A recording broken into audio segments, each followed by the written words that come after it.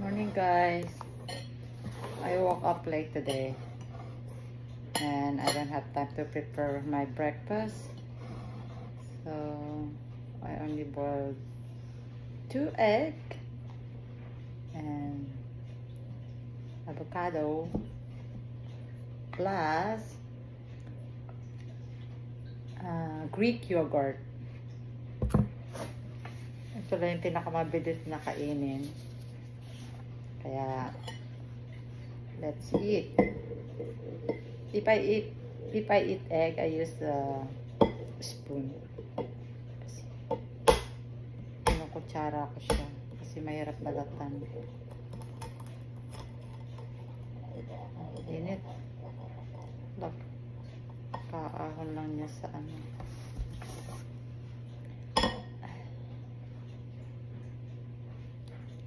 Let's eat, guys. Good morning. It's already 20 to 12. It's late already. This is my breakfast and lunch.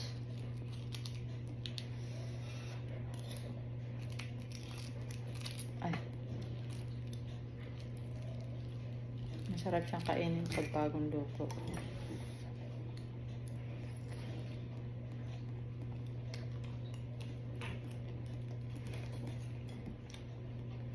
Ang ganito yung half cook lang siya. Hindi masyadong lagang-laga kasi matigas.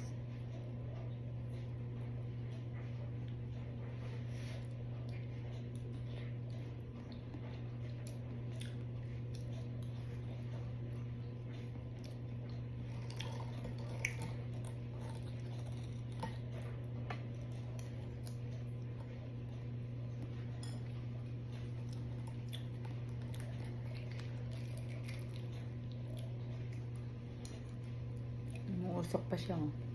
It's hot.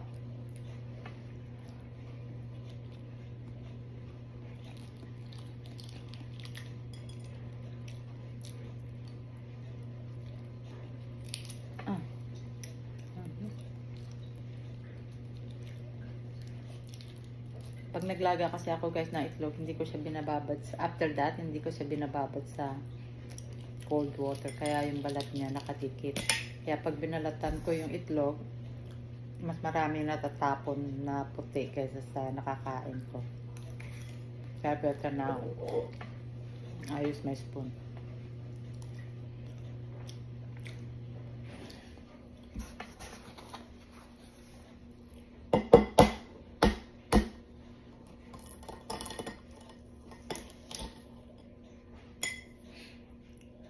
Kita niya, umuusok pa.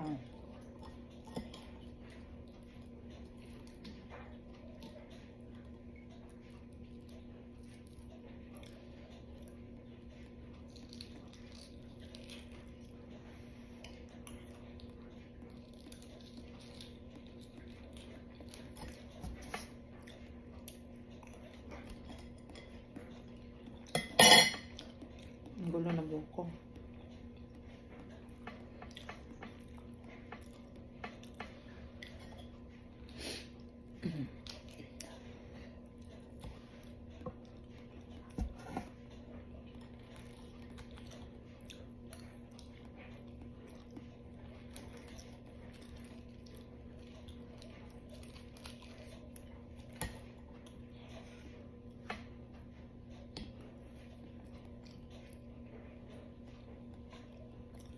Pag kumain ka na nilaga itlog, madali kang busog. Parang hindi ko na I feel I cannot eat this anymore. 1.5 egg lang. Kasi may avocado pa ako. So, my avocado is big. So I can eat only half of them. I can preserve half for tonight.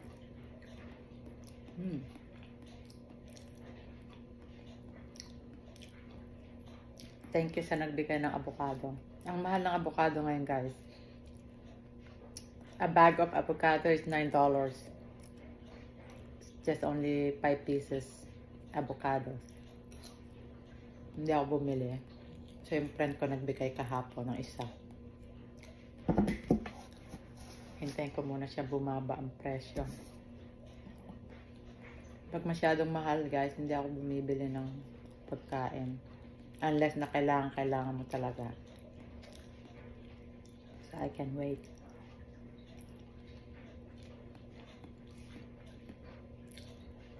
Sarap.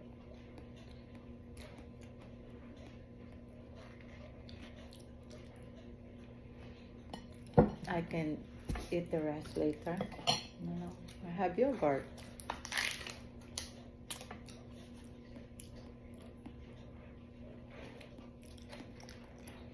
This one is only 2 grams of sugar. Not much. It's fine. Greek yogurt is the best.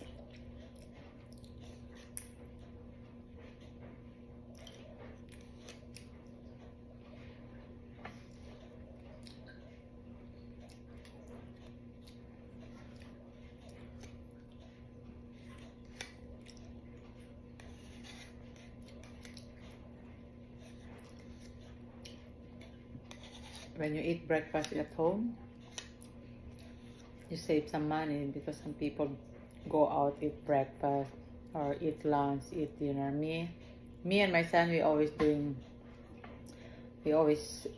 cooking here.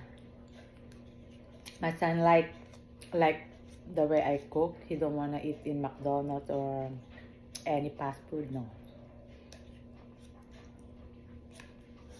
Mas gusto niya yung niluluto ko.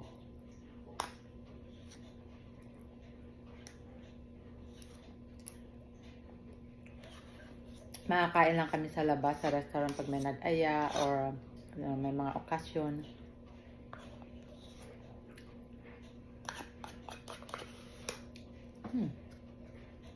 Done.